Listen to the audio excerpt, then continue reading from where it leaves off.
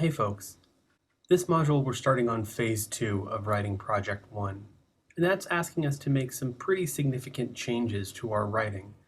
Not just small revisions, but to restructure and reconsider our arguments. The revisions that we're making for Phase 2 of Writing Project 1 are more than just adding a little bit here and there. So I wanted to talk a little bit about how we can approach that new job of revising this paper in that significant way. So let's start by looking at an imaginary writing project 1. Let's imagine that our main claim in this hypothetical project is that how we view what happens to us affects what we think our possibilities are. That is to say, if we're a pessimist or an optimist, if we think that the world is out to get us, or if we think that anything is possible, that affects whether or not we think we can achieve the things that we want to do. Here's a hypothetical argument pyramid for that example. As you can see, I have 3 subclaims, which would have to be supported, of course, underneath by some concrete evidence, but I have a couple of examples, one about my sister, one about my students, and one about my old roommate, personal experiences that I'm using to support this main claim. In the following example, we'll use these colors to identify these different ideas. Yellow for the stuff about my sister, blue for the stuff about my students, and green for the stuff about my roommate. So let's say that this is the paper. You might imagine that our paper breaks down something like this. The first section being the stuff about my students, and then a couple of paragraphs about my sister, and then a couple of paragraphs about my roommate. So let's talk about Writing Project 1.5. In Writing Project 1.5, I've asked you to incorporate a chapter from Barbara Ehrenreich's book Bright-Sided into your Writing Project 1 in order to make something new. This should be a little bit more than just adding a paragraph about the book at the end of the paper. Instead, what I'd like you to think about is how Ehrenreich's ideas might change the shape of what you have to say. So we're going to look at a couple of different possibilities for ways that I might incorporate Ehrenreich's book into my own ideas. Let's start with Chapter 1, Smile or Die.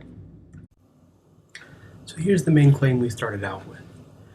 In order for us to incorporate Ehrenreich's ideas into our own, we probably are going to have to say something a little bit more complicated, or at least a little bit different from what we started out. We've talked about they say and I say as a way of keeping track of where ideas come from. They say is the stuff that comes from other people's ideas. I say are the ideas and experiences that come from our own mind. Writing Project 1 was mostly about I say. It was entirely based on your own experiences, ideas, and beliefs. With Phase 2, we're starting to think about things differently. Phase 2 asks us to incorporate not just I say, but also they say in the form of Barbara Ehrenreich's ideas. It seems obvious to me that with this first example, the content of this paper is going to be focused on my opinion and my ideas, and there's no clear way to see here that Ehrenreich's ideas are going to be involved in the paper at all. That doesn't always have to happen with our sources, but when we're doing a close response to something, it should probably be clear that our paper is intended to respond to a particular text. So here's a way of revising that claim that might change the way my paper works. I might add in a little bit about what Ehrenreich is trying to say here. So, Ehrenreich argues that positive thinking doesn't help cancer patients, as its proponents claim. However, how we view what happens to us affects what we think our possibilities are. This is a simple revision of that same claim. It expresses the same idea, but it also incorporates the fact that this is a text about Ehrenreich. So let's see how changing our main claim might change the argument pyramid for this paper. As you can see, our new main claim has 2 parts. First, the idea that Ehrenreich argues that positive thinking doesn't help cancer patients. The first part of this claim is that this is what Ehrenreich is saying, and so it suggests that probably that's one of the things we're going to talk about. What is Ehrenreich saying in this chapter? The second part is very similar to what we started with. The claim that how we view what happens to us affects what we think our possibilities are. But now our context has changed a little. So let's start with the first part. As you might imagine, this paper is likely going to begin with a summary of what Ehrenreich is claiming in this chapter. And so I have here 3 subclaims which we might find in our argument pyramid.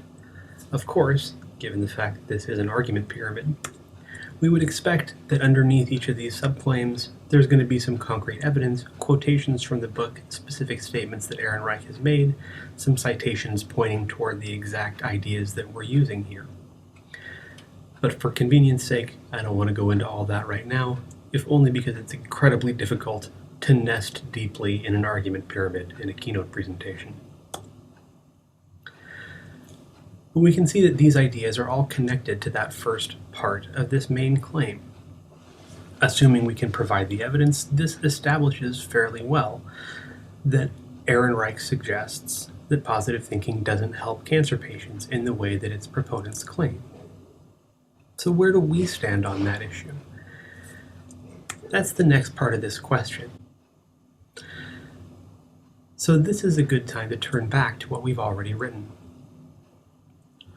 The main claim of our paper has changed a little bit, and so we don't want to just say the exact same thing that we did when we started out, because now we're talking about a more particular area. We're talking particularly about cancer patients. So we might reframe the second part of that main claim as a subclaim focused on how this idea might be true in the particular case of cancer. Here's where we can look at some of the work we've already done and incorporate that into this writing project. So let's go back to our original draft here. In our revision of writing project 1, we had 3 main subclaims that we talked about in our paper: my sister, my roommate, and my students. But what we might discover now that we're writing about Ehrenreich is that not all of these ideas are equally relevant to the new focus of our paper. Some of these things might work, and some might not. The fact that my sister is outrageously and irrationally optimistic at times doesn't necessarily connect very well with Barbara Ehrenreich's ideas about why positive thinking can be harmful to some cancer patients. But my ideas about my students and what my old roommate used to say, both of those might be ways of responding to Ehrenreich's main claim. These things seem to fit a little bit better to me than the other idea, and so we might be able to include those in a revised paper. So let's flip back over to phase 2 and see how these ideas can become a part of our new argument pyramid. Each of those might become its own paragraph in this paper, explaining how, in my opinion, a person's attitude might affect the way they take action in their own cancer treatment. Most of my students don't have cancer, but over the course of the average semester, I often hear about problems students have had, situations that have come up, obstacles that have arisen that they feel are beyond their control, and therefore they assume there's no way for them to succeed. I often have other students, though, who face the same kinds of difficulties, but because of their priorities and their commitment to their education, realize that there's actually a lot that they can do to get around the problems that they face. But for many of my students, that feeling of being out of control convinces them that there's nothing they can do. Perhaps, I might argue, pessimism might work the same way in cancer patients. I might also look at my roommate in this situation. When my old roommate used to say, "I'll worry about that when I have to," what he meant is, if there's nothing I can do, if there's no action I can take, why worry about it? But if there's a problem that I'm faced with that I can solve, that's absolutely something I should think about and respond to. Cancer, I think, is a really good reason to take action. But now that I'm writing about cancer, I might realize that another topic, which maybe did not seem appropriate the first time I was writing the paper, actually does fit in well with this idea. A couple of months ago, my father ate too much carnitas. As a result, he had some chest pains, ended up going to the hospital, where they told him, "Don't eat so much carnitas." They also told him he should talk to his doctor because his white blood cell count was unusually high. As a result, he was diagnosed with a chronic form of leukemia. What most impressed me about my dad throughout that experience was how fortunate he seemed to feel about the whole thing. Because they were able to catch it so early, they were able to do a lot to treat his situation, and because of that, his prognosis is extremely good. If it weren't for my dad's ability to see a leukemia diagnosis as a blessing, he might have had a lot more difficulty dealing with the situation, with accepting the need to act quickly to treat this serious disease. He might very easily have become depressed. While I'm not a big fan of the positive attitude as a value, I can definitely say in my father's case, his ability to see the good in his situation has allowed him to seek treatment to control his disease. And because of that, he's got a long future ahead of him. This is another personal example, one that doesn't necessarily have anything to do specifically with Ehrenreich, and one which, in my first draft, might have seemed too personal or not necessarily relevant. But in a paper about the impact of attitude on cancer patients' ability to seek treatment, it seems to fit very well. Turning back to the Project 1 that we started with, 2 of the sections of this paper have become a major part of our new revision. The 3rd section didn't quite seem to fit in this new paper which we developed. But we also found a new topic, something which didn't fit before, but now it does. But we've added a new idea which directly supports that main claim. Let's look at the paper itself. Here's how things looked before. As we might expect from our argument pyramid, we would likely find that in this new paper, there's a bunch of stuff about Barbara Ehrenreich's book at the beginning of it. And in this case, there's all this new purple stuff that's gotten added to our paper. Once we get to our main idea, though, we might find ourselves talking about many of those same things, and you'll notice the blue and green material from above has made it into this paper. You'll also notice that there's some pink down at the end, representing the new idea that we've added to our own claim. Depending on the situation and depending on your desires and your responses, this might look very different.